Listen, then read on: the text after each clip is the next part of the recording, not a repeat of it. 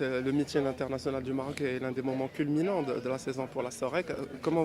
Qu'est-ce que vous mettez en sorte pour réussir ce grand rendez-vous? Ben, on met tous les moyens déjà pour réussir ce très beau rendez-vous. C'est la quatrième édition de ce meeting. Oui, C'est un meeting qui est, comme vous dites, vraiment le point culminant de la saison des courses au Maroc, avec les plus belles courses, mais aussi avec pour la première fois la participation de chevaux étrangers. oui, Et c'est important à plus d'un titre, d'abord en termes de communication, que ce soit au niveau national ou international, oui. euh, et aussi par rapport d'un point de vue purement sportif, pour que nous ayons une idée sur le niveau des chevaux marocains. Donc c'est un moment important où il y a la participation d'une vingtaine de chevaux étrangers et savoir, comme chaque année, le niveau de nos chevaux. Et d'ailleurs, d'année après année, on voit que ça soit la qualité des chevaux marocains au résultat des courses, mais aussi la participation de chevaux. On a une idée sur le niveau de nos chevaux Oui. et de nos courses au moment où les chevaux étrangers s'inscrivent. Parce que déjà là, on a une idée de la qualité des chevaux qui font l'effort de faire le déplacement Oui. d'Europe en général jusqu'ici. Et déjà, d'une année à l'autre, on voit des niveaux plus intéressants et ça nous réconforte dans les efforts, enfin, et nous et surtout les propriétaires et entraîneurs par rapport à tous les efforts qu'ils font tout au long de l'année pour avoir les meilleurs chevaux. Vous tablez sur une présence assez massive des fans, des supporters.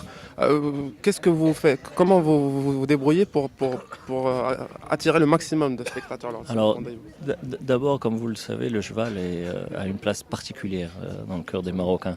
Donc, il suffit de parler cheval ou de course pour que les gens fassent le déplacement. La deuxième chose, c'est que, bien entendu, nous faisons des efforts de communiquer, d'attirer à travers plusieurs canaux, mais c'est aussi par la qualité de l'organisation. Si vous avez participé avec nous à d'autres événements de ce type-là, à les autres meetings ou même les courses aujourd'hui à Al Jadida par exemple, Oui. ben, vous verrez que la qualité de l'organisation elle est identique sur toutes les courses. Les courses partent à l'heure, toutes les opérations techniques qui se font avant, pendant et après les courses se font d'une manière totalement professionnelle, que ce soit de la part des jockeys, entraîneurs ou propriétaires ou des commissaires et des différentes personnes qui travaillent dans tous les processus des courses, Oui. mais aussi c'est une belle ambiance généralement. Et il y a de très très beaux chevaux, vraiment une belle fête. Et que ce soit par rapport aux ceux qui viennent nous accompagner ou assister à ce beau spectacle. Ben, d'abord, c'est disons, les courses les plus prestigieuses du calendrier marocain. Et nous sommes très très contents parce que cette quatrième édition qui est du meeting international du Maroc nous amène de plus en plus de chevaux et de plus en plus de propriétaires étrangers. Ce qui dénote un petit peu du poids et de la qualité des courses, disons, marocaines. Et aujourd'hui, on s'installe assez bien dans le calendrier international, ce qui est quelque chose de très très important d'abord. Alors cette année, il y aura des nouveautés. On essaye chaque année d'avoir des nouveautés. Bon, la première nouveauté est que on organise une étape du challenge du défi du galop. Donc le défi du galop, c'est un tournoi ou un challenge qui est au niveau européen seulement.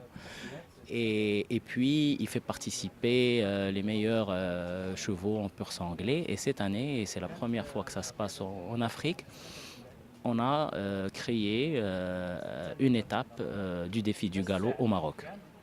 Donc ça va être l'occasion, bien sûr, d'avoir des chevaux étrangers qui vont se mesurer aussi à nos chevaux nés et élevés au Maroc. Et c'est une très très bonne chose pour nous, pour évaluer un petit peu notre qualité, le travail qui est accompli aussi bien par la SOREC, mais aussi par les socioprofessionnels marocains qui font beaucoup d'efforts et travaillent de plus en plus dans des conditions de professionnalisme qu'il faut saluer. Monsieur Debar, juste une petite idée sur les prize money de cette édition. Oui, alors je vous donne à titre d'exemple, le Grand Prix de Sa Majesté, disons, il est à 600 000 au premier, avec un global de 1 200 000 dirhams. Donc c'est des allocations qui sont conséquentes. à l'image de ce qui se fait, disons, à l'international. Et donc, nous espérons aussi que ces allocations aussi nous permettent d'amener les meilleurs chevaux, parce que c'est comme ça que les courses marocaines vont être plus visibles et comme ça qu'on va développer aussi, disons, la filière des courses marocaines. En charge de l'encadrement et de la formation des jockeys. Alors, est-ce que vous pouvez déjà nous résumer un petit peu votre tâche sur le long terme? Comment vous faites pour... Ben, disons qu'on a mis en place, moi la SOREC a mis en partenariat avec l'OFPPT une formation des apprentis jockeys qui avaient l'entraînement des chevaux de course. Cette formation a débuté maintenant il y a 3 ans. C'est un cursus qui est sur 2 ans avec des élèves qui peuvent atteindre à partir entre 15 et 18 ans avec un niveau scolaire minimum de 6e année du primaire. Ils sont sur le centre de formation une semaine et après ils sont placés en stage pendant une semaine aussi. D'accord, donc vous alternez les cours Exactement, c'est alterné. Il y a à peu près 70% de pratique et 30% de théorie. D'accord, alors ce genre d'événement, en fait, c'est une sorte de vitrine pour exposer votre travail sur toute l'année. Qu'est-ce que vous attendez de votre jockey? Qu'est-ce que vous prévoyez lors de ce grand... Bah, écoutez, on a eu la chance d'avoir des élèves déjà de la première promotion qui ont brillé, comme entre autres Zineb Briwil qui a eu la chance de gagner le championnat du monde des apprentis jockeys. C'était un peu inespéré pour nous au bout de 3 ans franchement d'atteindre ce but. Maintenant il y a des jeunes de la première promotion qui sont passés jockeys professionnels aussi et qui ont la chance de remporter beaucoup de courses. Donc pour eux forcément, pour ces jeunes c'est un gros avantage de pouvoir venir voir des jockeys internationaux comme vous allez pouvoir avoir Olivier Pellier, Adrien De Vries ou voilà, des jockeys qui ont monté les plus grandes courses dans le monde, qui vont venir ici le week-end du samedi et dimanche. Donc pour eux c'est une source d'inspiration et franchement c'est des modèles au contraire. Oui, ça doit être aussi une occasion pour vos jockeys marocains de côtoyer ces plus grands. Bien sûr que pour les jockeys marocains, c'est toujours bien. Le jockey par lui-même est un sportif de haut niveau et aime se confronter normalement avec les meilleurs mondiaux. D'accord, alors vous avez évoqué tout à l'heure cette alchimie entre le cheval et le jockey. Comment vous travaillez à développer ce genre de relation entre les C'est deux? très compliqué parce que ce qu'on leur apprend surtout, c'est des techniques de course et tout. Mais après, l'alchimie, en fin de compte, qui se passe entre un jockey et un cheval, c'est un peu quelque chose d'indescriptible. On peut pas, c'est pas quelque chose qui s'apprend. C'est un feeling et ça, c'est un ressenti que vous devez avoir en tant que jockey. Malheureusement, les plus grands y arrivent et il y en a d'autres, ils ne peuvent pas ressentir forcément ça. D'accord, alors une dernière question, quels sont vos objectifs dans le moyen et court terme pour les jockeys marocains que vous formez? Alors, l'objectif, forcément, c'est que non seulement qu'ils soient numéro 1 un jour ici au Maroc, mais aussi, j'espère que pour eux, ils ont les ambitions de partir sur l'étranger, puisque maintenant, ils ont la formation, et qu'ils soient partir des meilleurs jockeys mondiaux, forcément, pas seulement marocains.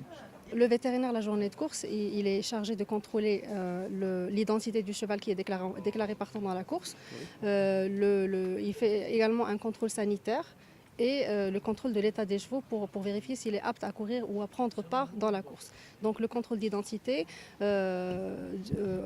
alors chaque entraîneur il est tenu de présenter au vétérinaire le carnet d'identification du cheval. C'est comme un passeport qui comprend toutes les informations qui sont relatives au cheval, à savoir le nom, le sexe, la date de naissance, son numéro de puce électronique, c'est comme le numéro de passeport ou de CIN qui est spécifique à chaque cheval, son pédigré, etc. Et donc à travers ce document d'accompagnement, le vétérinaire il vérifie l'identité du cheval pour vraiment s'assurer que c'est le bon cheval qui a été déclaré dans cette course. À travers un lecteur de puce électronique. Cette puce électronique, elle est implantée dans le cou du cheval ou dans l'encolure. Et à travers un lecteur de puce électronique, on vérifie si c'est vraiment le bon cheval. En cas si jamais la puce n'a pas été lue, donc on procède à un contrôle du signalement graphique. C'est l'extérieur, c'est vraiment les marques que porte le cheval pour vraiment vérifier si c'est vraiment le bon cheval qui court dans cette course. Il y a également un contrôle sanitaire qui consiste à contrôler les vaccinations des chevaux qui doivent vraiment être conformes au protocole qui est régi par le code des courses. Et c'est du moment que l'hippodrome c'est un lieu de rassemblement d'un grand nombre de chevaux, donc notre rôle et d'assurer la non-contagion des autres chevaux et le bien-être des chevaux qui sont présents dans cet hippodrome.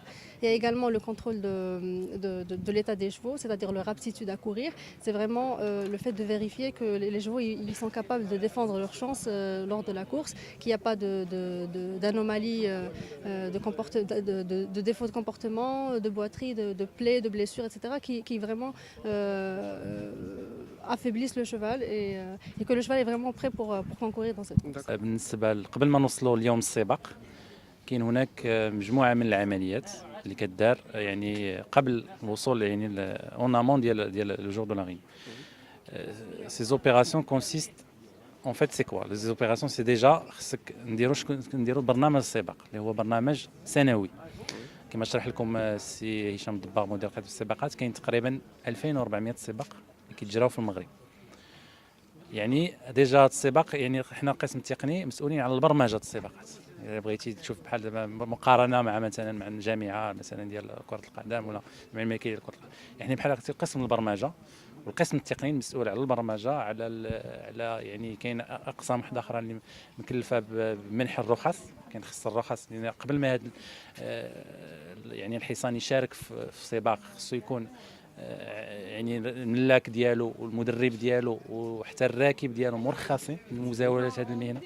يعني كان هناك عمليات يعني ديال الترخيص، كنعطيهم لي ليسونس بور براتيكي. هذه ليسونس كيكونوا انويال، خصهم يرينوفليوهم شاك اني. كاين ان كونترول بالنسبه للجواكا، كنديروا لهم يعني كونترول يعني مؤطر من طرف طبيب، يعني كيشوف ليطا مورفولوجيك ديالهم واش سون ابتا ا مونتي شوفال او با. اي بيان سور بالنسبه لي زيكوري وبالنسبه لي زونترينور خصهم يجيبوا لنا الخيل ديالهم، يعني سكون ابل لي دوكيمون داكومبانيمون وفين حاطين الخيل، وكنشوفوا كنكونتروليو حتى لي يعني لي زيكوري ديالهم واش سون نورم او با. دونك كاين بزاف ديال مالوغوزمون الوقت ما غيكفيناش،